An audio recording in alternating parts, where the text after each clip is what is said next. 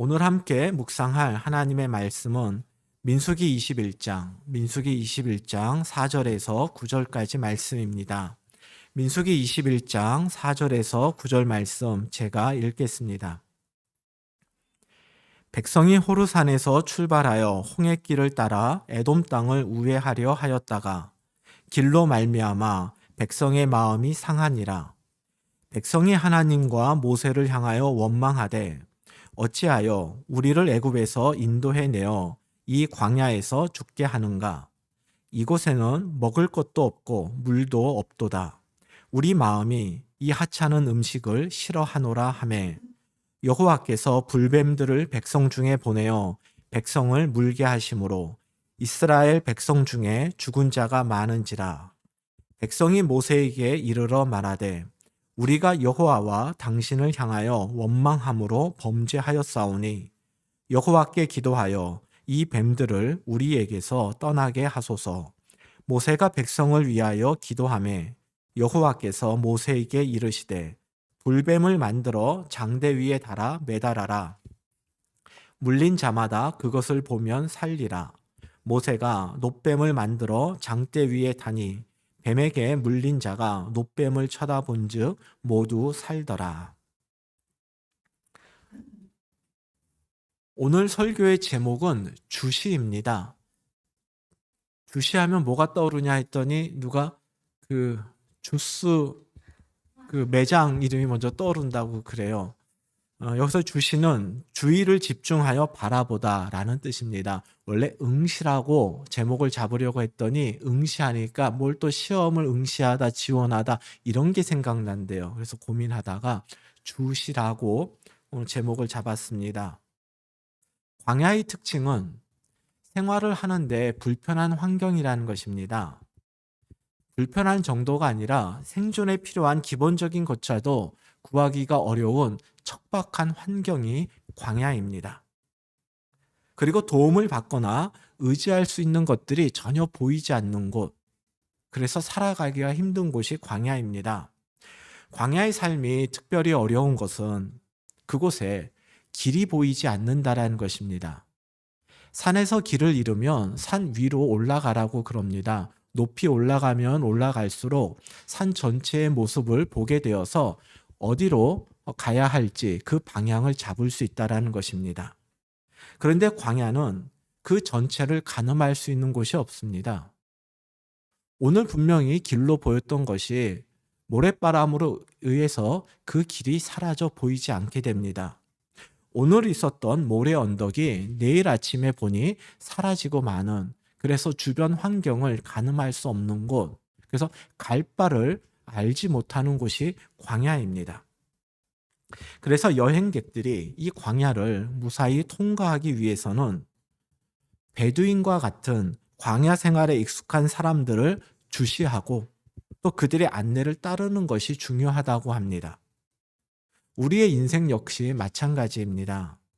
결핍의 문제, 시급하고 절박한 문제가 있을 때, 그리고 가야 할 바를 알지 못해 방황할 때, 그 문제를 해결하고 가야 할 곳으로 온전히 가기 위해서는 그 문제를 잘 알 뿐 아니라 해결할 능력이 있는 전문가를 주시하고 그들의 안내를 잘 따라야 합니다.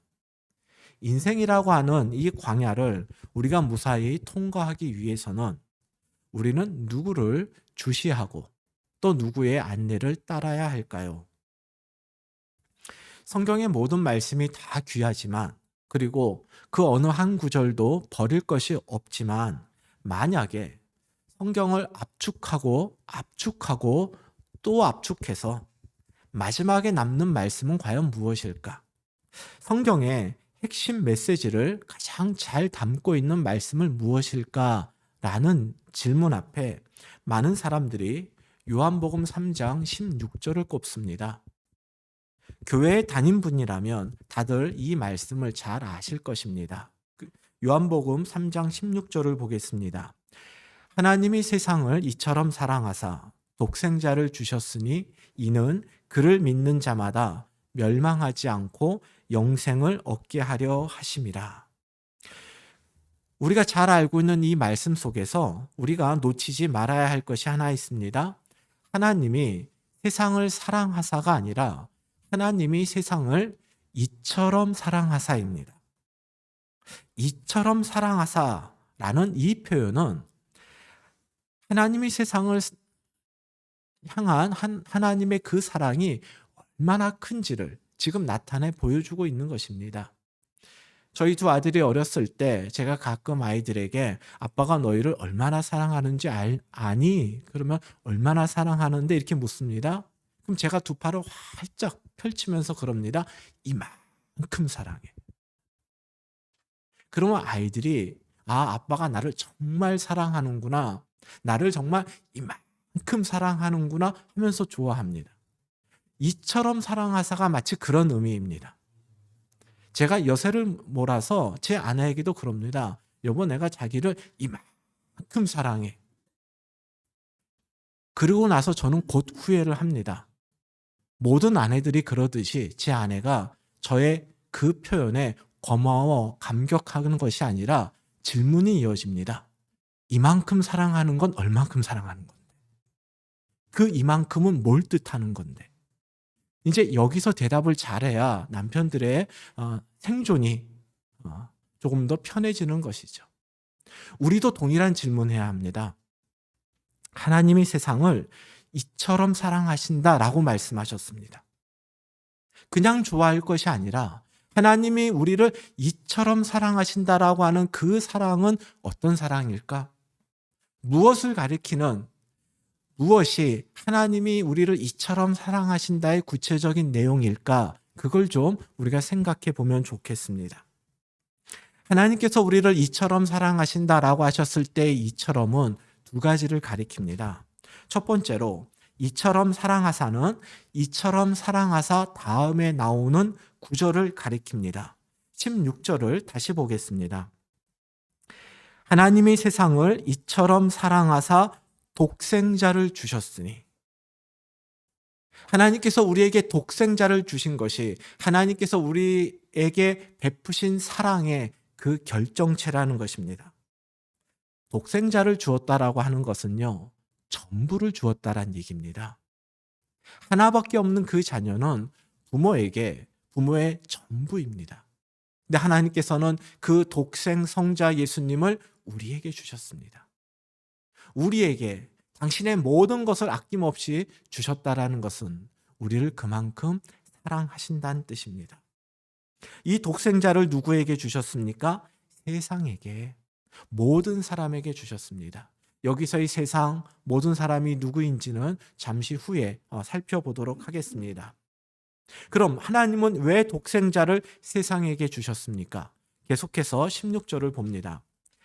하나님이 세상을 이처럼 사랑하사 독생자를 주셨으니 이는, 이제부터 그 독생자를 주신 이유와 목적이 나오는 겁니다. 이는 그를 믿는 자마다 멸망하지 않고 영생을 얻게 하려 하심이라. 세상은 자신들의 죄로 인해서 죽을 수밖에 없는 사람들을 가리킵니다. 그런데 하나님은 자기 죄 때문에 죽을 수밖에 없는 이 사람들이 멸망하지 않고 영생, 영원한 생명을 누릴 수 있도록 하기 위해서 독생 성자를 우리에게 주신 것입니다. 그냥 주신 것이 아니라 그 세상을 살리기 위해서 독생자를 십자가에 내어놓으신 겁니다. 이것이 하나님이 세상을 이처럼 사랑하사의 구체적 내용이고, 예수님의 십자가 사건이야말로 세상을 향한 하나님의 사랑이 얼마나 큰지, 얼마나 귀한 것인지를 잘 나타내 주고 있는 것이라 말할 수 있습니다. 두 번째로 이처럼이 가리키는 것은 이 요한복음 3장 16절 앞에 있는 14절과 15절을 가리킵니다. 모세가 광야에서 뱀을 든 것 같이 인자도 들려야 하리니 이는 그를 믿는 자마다 영생을 얻게 하려 하심이라. 하나님이 세상을 이처럼 사랑하사. 하나님은 세상이 영생을 얻도록 인자, 곧 예수님을 들어 올리셨습니다. 예수님을 들어 올린다라는 것은 무엇인가? 그것을 설명하기 위해서 인자도 들려야 하리니 하는 이 말씀 앞에 한마디 말씀을 덧붙이셨습니다. 모세가 광야에서 뱀을 든 것 같이, 모세가 광야에서 뱀을 든 것처럼 예수님도 들어 올려져야 된다. 왜 예수님이 들려 올려져야 되는가? 바로 세상이 영생을 얻게 하기 위해서다. 이 말씀입니다. 모세가 광야에서 뱀을 든 것처럼 예수님이 들려질 때 세상이 영생을 얻는다 했을 때, 여기서 모세가 광야에서 뱀을 든 것 같은 들었던 그 사건은 바로 우리가 오늘 읽은 본문인 민수기 21장 4절에서 9절을 가리키고 있습니다. 오늘의 본문 4절입니다. 백성이 호르산에서 출발하여 홍해길을 따라 에돔 땅을 우회하려 하였다가 길로 말미암아 백성의 마음이 상하니라. 우리는 이 말씀을 지난주에 살펴보았습니다. 에돔 왕은 이스라엘 백성들이 에돔 영토를 관통하는 것을 허락하지 않았습니다. 이스라엘 백성들이 에돔 땅을 지나가려 하면은 전쟁도 불사하겠다고 에돔 왕이 경고하였습니다. 그런데 하나님은 그 에돔과 싸우지 말고 에돔 땅 남쪽 경계를 따라서 동쪽으로 우회하라고 말씀하셨습니다. 그래서 이스라엘 백성들은 에돔 땅의 경계를 따라서 남쪽으로 한참을 내려가 다시 동쪽 경계를 따라 올라가게 되었습니다. 이렇게 우회해서 가다가 오늘 본문 4절을 보니 이스라엘 백성들이 이 길로 말미암아 마음이 상했다라고 되어 있습니다. 여러분, 마음이 상했다, 어떤 느낌 같습니까? 여기서의 마음이 상하다는 상처를 받았다라는 뜻이 아닙니다. 세번역 성경의 번역처럼 그들의 마음이 조급해졌다, 그들의 인내심이 바닥이 났다, 더 이상 참지 못했다, 이런 뜻입니다. 오늘 본문에서도 이제 5절 이하를 보면 이스라엘 백성들은 또 하나님과 모세를 원망합니다. 근데 그 이유가 그들이 가야 할 길이 멀리 돌아가게 되어서 피곤하거나 불편해서 지금 원망하는 것이 아닙니다. 에돔을 우회해서 행진을 하다 보니 시간이 지나는데도 가나안이 가까워지질 않습니다. 과연 우리가 가나안까지 들어갈 수 있을까? 회의감이 듭니다. 더 이상은 못 참겠다. 과연 하나님이 우리를 가나안으로 인도하실까? 그들의 인내심이 바닥이 나고 그들의 시간이 지나도 가야 할 길은 점점 늘어나는 것에 대해서 그들의 마음이 조급해진 것입니다. 이 조급함의 결과 이들은 하나님의 약속을 믿지 못하고 불평과 원망을 쏟아낸 것입니다. 살다 보면 하나님의 시간표와 우리의 시간표가 다를 때가 있습니다. 사실 다른 일이 있는 정도가 아니라 그런 일이 매우 많이 일어납니다. 그리고 하나님의 시간표는 대부분 우리의 시간표보다 늦습니다. 그래서 우리는 조급해지고 우리의 시간표에 맞추지 않는 하나님을 원망하기가 쉽습니다. 오늘 본문에 나오는 이스라엘이 딱 그 짝입니다. 5절과 6절 말씀을 보겠습니다. 백성이 하나님과 모세를 향하여 원망하되 어찌하여 우리를 애굽에서 인도해내어 이 광야에서 죽게 하는가? 이곳에는 먹을 것도 없고 물도 없도다. 우리 마음이 이 하찮은 음식을 싫어하노라 하매 여호와께서 불뱀들을 백성 중에 보내어 백성을 물게 하심으로 이스라엘 백성 중에 죽은 자가 많은지라. 마음이 조급해진 이스라엘 백성들은 하나님과 모세를 원망하기 시작합니다. 더 이상은 지체하지 못하겠다. 이러다가는 우리가 다 광야에서 죽고 말겠다. 먹을 것도 없고 마실 물도 없지 않느냐. 이렇게 원망을 했습니다. 여러분, 이들의 원망은 우리가 이미 출애굽기와 민수기 앞부분을 통해서 출애굽 1세대, 즉 40년 전에 출애굽 1세대가 했던 그 원망과 동일하다는 것을 보게 됩니다. 그들과의 차이라면 과거에는 원망하는 이유가 하나였습니다. 죽을 것 같아서 원망했습니다. 음식이 없어서 원망했습니다. 마실 물이 없어서 원망을 했습니다. 그런데 이번의 원망은 마치 원망의 완결판처럼 지금까지 이스라엘 백성들이 광야에서 했던 원망의 모든 내용, 모든 이유가 다 나오고 있습니다.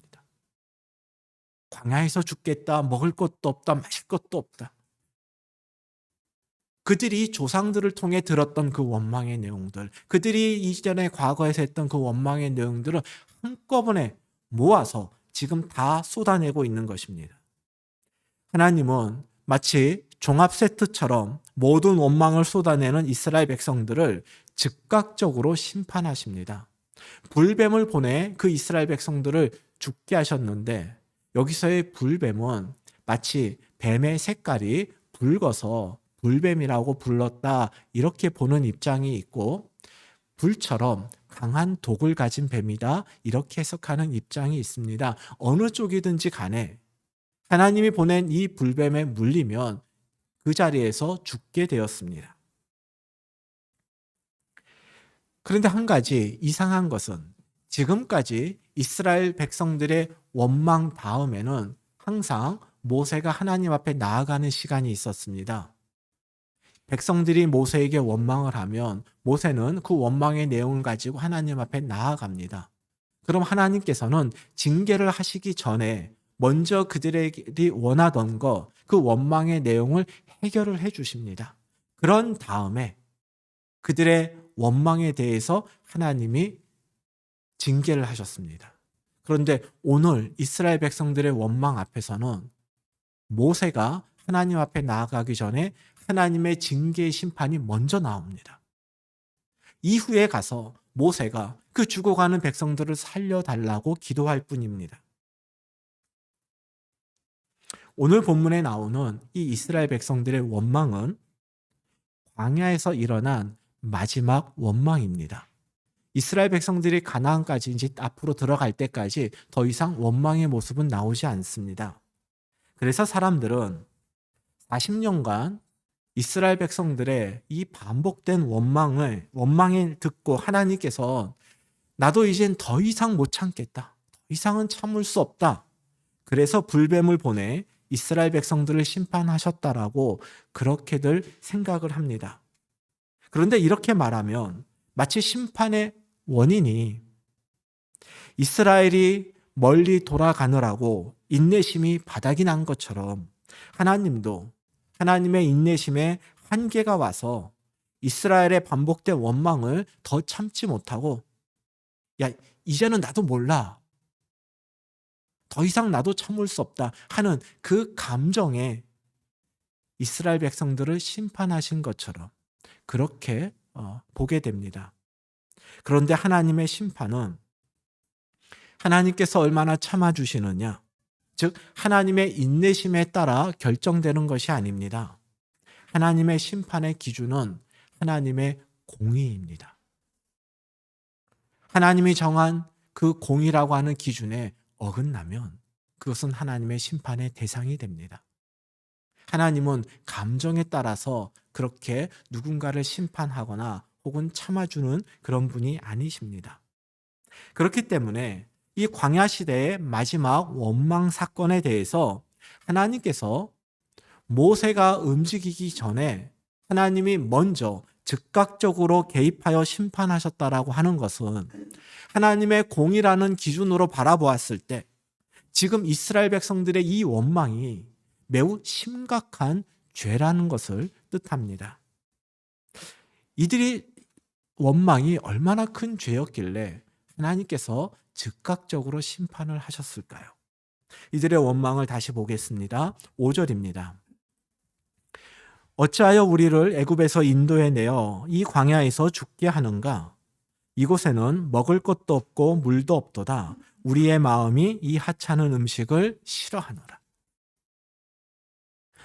이 원망의 마지막 내용을 보십시오. 우리 마음이 이 하찮은 음식을 싫어하노라.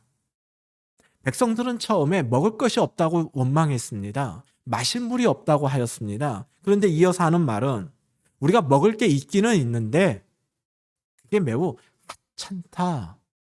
그래서 싫다. 그래서 기분이 나쁘다.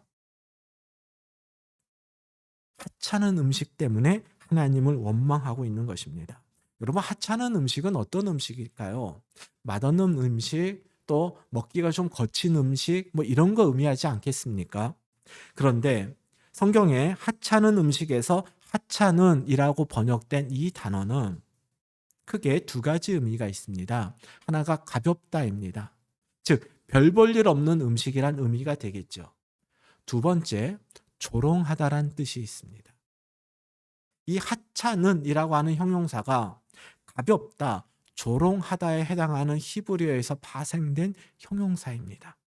즉, 이스라엘 백성들은 자신들이 광야에서 먹는 그 음식에 대해서 지금 형편없는 음식이라고 평가를 하면서, 평가하는 것에 그치는 것이 아니라 그 형편없는 그 음식을 비웃고 조롱하고 있습니다.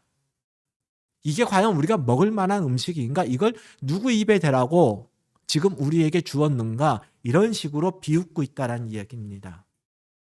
그런데 여러분, 이들이 지난 광야 40년 동안 먹었던, 지금 하찮은 음식이라고 평가절하하고 조롱하고 있는 이 음식이 무엇입니까? 바로 만나입니다. 바울이 신령한 음식이라고 표현했던 바로 그 양식입니다. 만나는 하나님께서 이스라엘 백성들을 위해 직접 공급해 주신 하늘의 양식입니다. 이 만나는 오직 출애굽한 이스라엘 백성들만 먹었습니다. 그 이전에도 그 이후에도 하나님이 공급해 주신 이 만나를 먹은 사람은 없습니다. 그만큼 이 만나는 귀한 것입니다.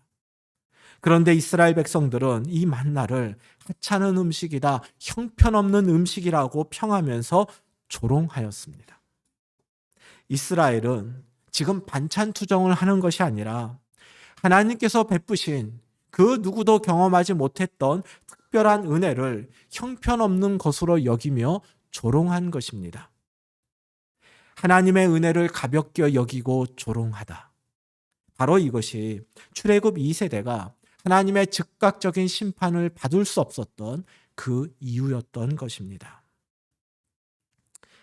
그런데 여러분, 우리들도 하나님께서 베푸신 이 은혜에 감사하지 못하고 가볍게 여기고 있지 않습니까? 우리가 누리지 못하는 것들만 생각하면서 이미 우리 손에 쥐어진 하나님의 그 은혜는 애써 외면하면서 불평과 원망의 말을 하고 있지 않습니까?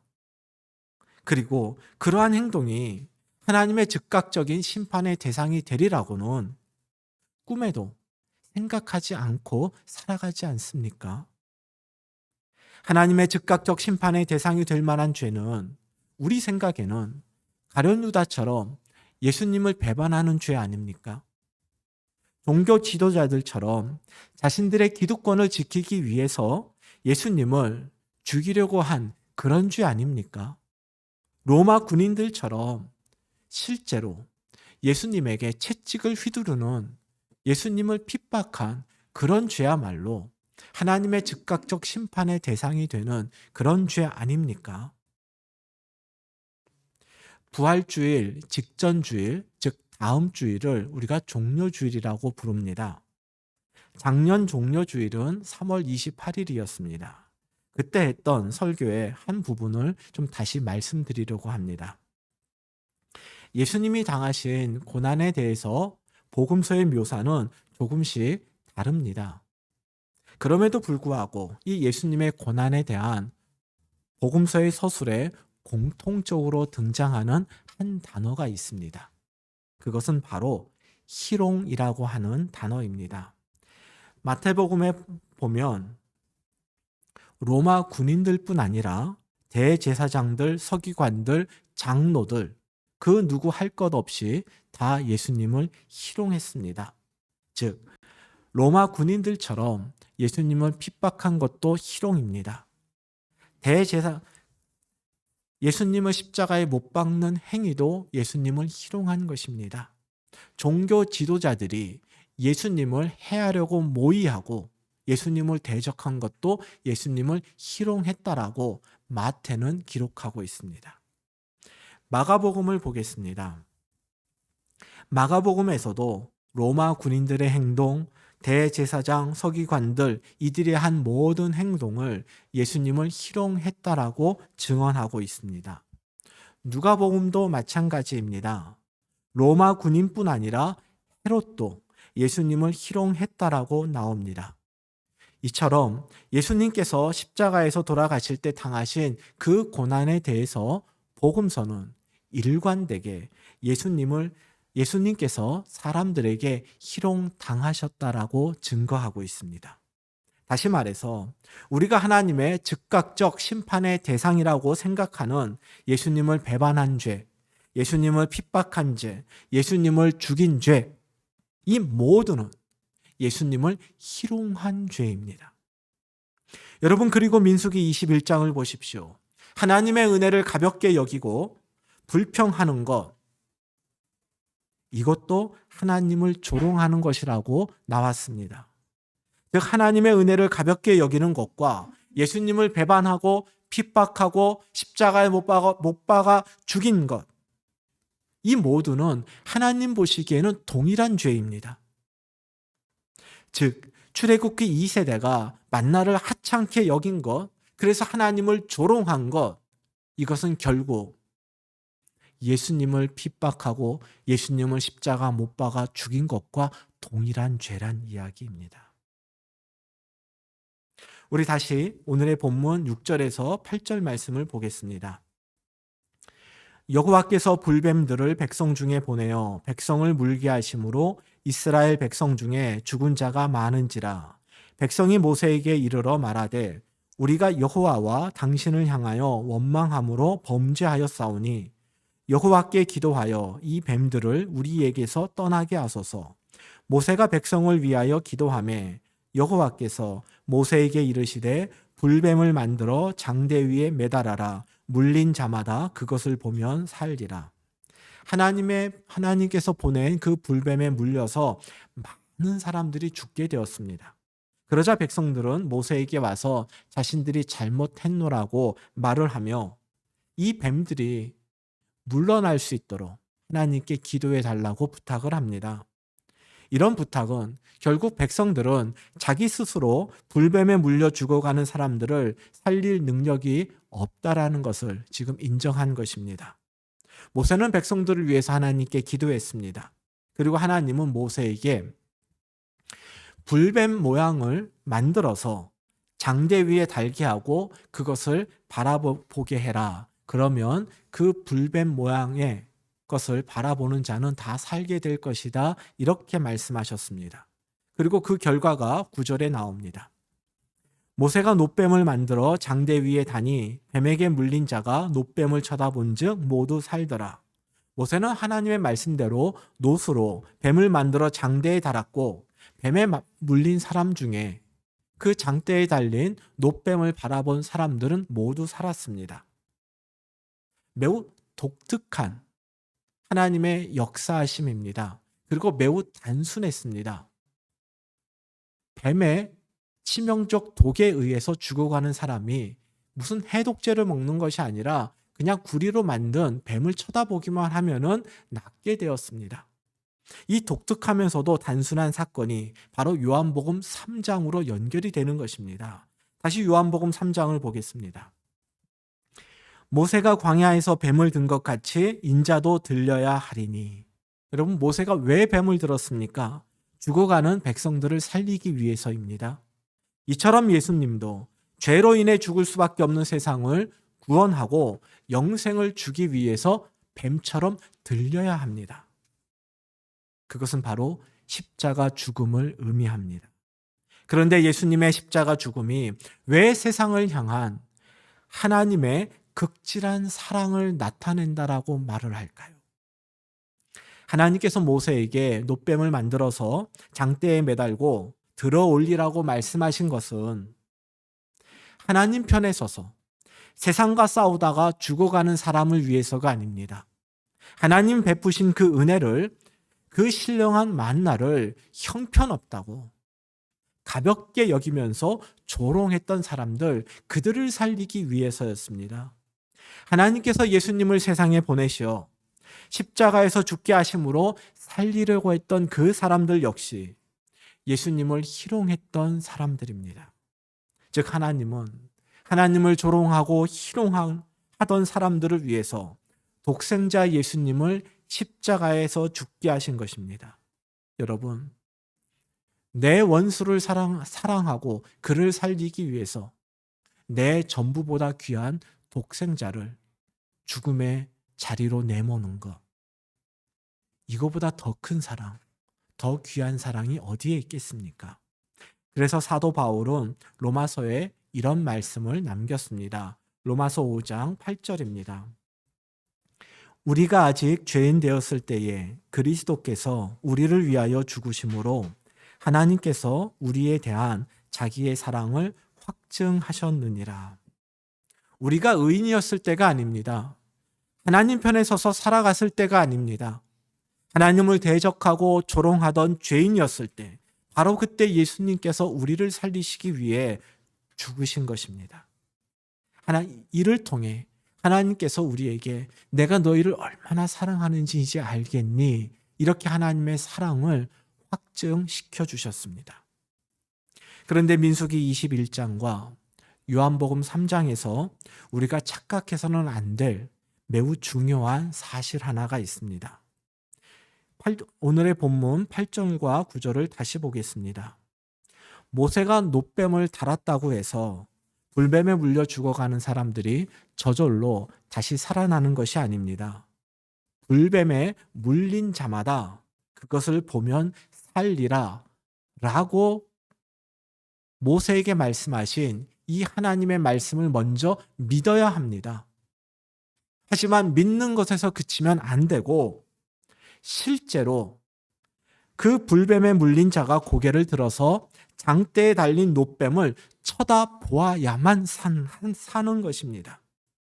여러분, 불뱀에 물려 쓰러져 사경을 헤매는 사람이 장대에 달린 놋뱀을 쳐다보는 거 어려운 일 아닙니다. 그냥 그의 시선을 눈을 치켜뜨기만 하면 됩니다. 하지만 아무리 쉽고 아무리 시시해 보여도 놋뱀을 쳐다보지 않으면 그 사람은 죽습니다. 뱀에 물려 죽어가는 아버지에게 자녀들이 가서 말합니다. 아버지, 눈을 떠서 저 장대에 달린 놋뱀을 쳐다보세요. 바라보기만 하면 산다고 하셨습니다. 그 말씀을 믿고 쳐다보세요. 죽어가는 그 아버지가 무슨 소리 하느냐? 어떻게 구리로 만든 뱀을 쳐다보면 내 안에 있는 독이 다 사라지겠니? 거절하면 그 사람은 살 수 없는 것입니다. 요한복음 3장 16절도 마찬가지입니다. 놋뱀 사건과 동일하게 예수님께서 십자가에 못 박혀 죽으셨다고 해서 모든 사람들이 저절로 영생을 얻고 구원받는 것이 아닙니다. 예수님을 믿는 사람만이 영생을 얻습니다. 예수님이 구원자임을 믿는 자, 예수님이 우리의 죄를 대속하기 위해서 죽으셨음을 믿는 자만 멸망하지 않고 영생을 얻게 되는 것입니다. 이 두 사건이 우리에게 말씀하는 교훈은 동일합니다. 구원은 하나님께서 정하신 구원의 방식에 우리가 순종함으로써 일어나는 사건입니다. 불뱀에 물려 죽어가는 출애굽 2세대를 살리기 위해서 하나님이 정하신 방법은 장대에 달린 놋뱀을 쳐다보는 것입니다. 멸망할 세상에게 영생을 주기 위해서 하나님께서 정하신 방식은 예수님을 십자가에 달아 들어 올리는 것이었습니다. 그래서 놋뱀을 쳐다보는 사람만 살아나고 예수님을 믿는 사람만 영생을 얻게 되는 것입니다. 구원은 하나님이 준비하십니다. 그러나 하나님의 구원은 모든 사람에게 저절로 임하는 것이 아니라 오직 하나님의 뜻과 하나님의 방식에 순종하고 받아들이는 사람에게만 임하는 사건입니다. 이제 설교 서두에서 말씀드렸던 질문, 해결할 수 없는 문제와 가야 할 바를 알지 못하고 방황할 때, 광야와 같은 그 인생길을 우리가 걸어갈 때 우리는 누구를 주시하고 누구를 따라야 할 것인가? 이제 이 질문에 대한 답을 할 때가 되었습니다. 죄의 문제를 해결하기 위해서 영생을 누리고 싶다면 불뱀에 물린 사람들은 놋뱀을 쳐다보아야 합니다. 그리고 십자가에 달린 예수 그리스도를 우리가 바라보고 그분을 믿어야 합니다. 죄의 문제를 해결하고 싶어서, 영원한 생명을 누리고 싶어서 우리가 예수님을 믿어야 하는데, 예수님이 십자가에 달려 돌아가시고 부활하시고 승천하신 이후에 지금 우리가 아니야, 나는 장대에 달린 놋뱀을 바라봄으로써 구원받을 수 있어, 이러면서 장대에 달린 그 뱀을 쳐다본다면 그는 구원받을 수 없습니다. 오직 예수님을 믿는 사람만이 구원을 받습니다.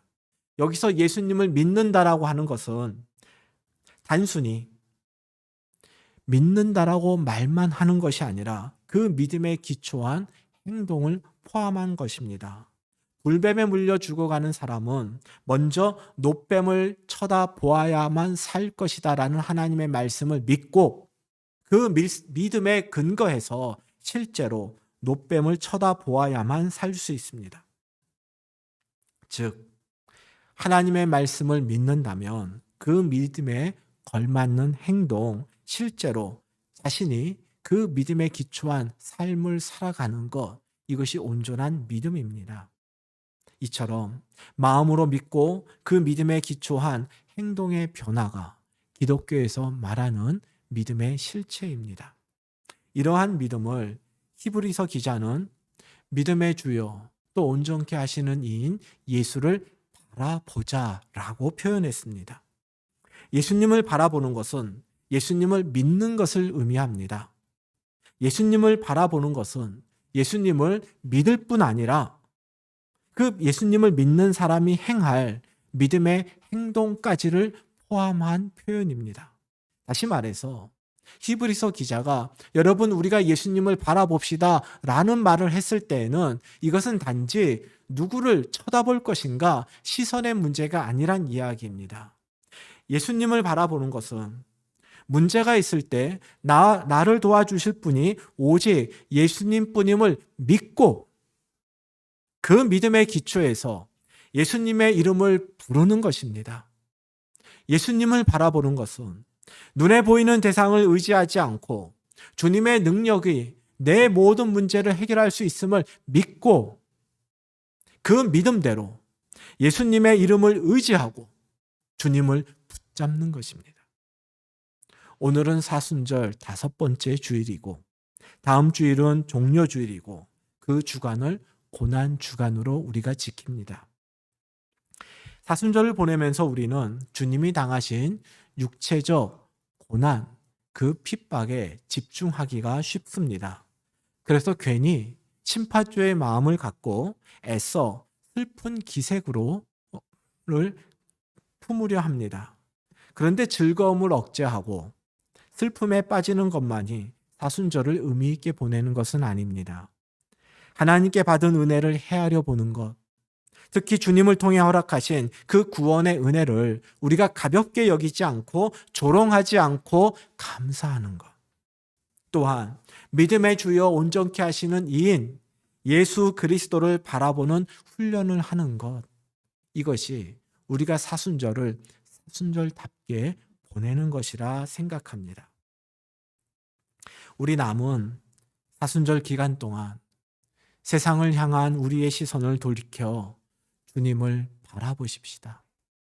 슬픔과 아픔이 있을 때마다 낙심하지 말고 우리 모두 주님의 이름을 부릅시다.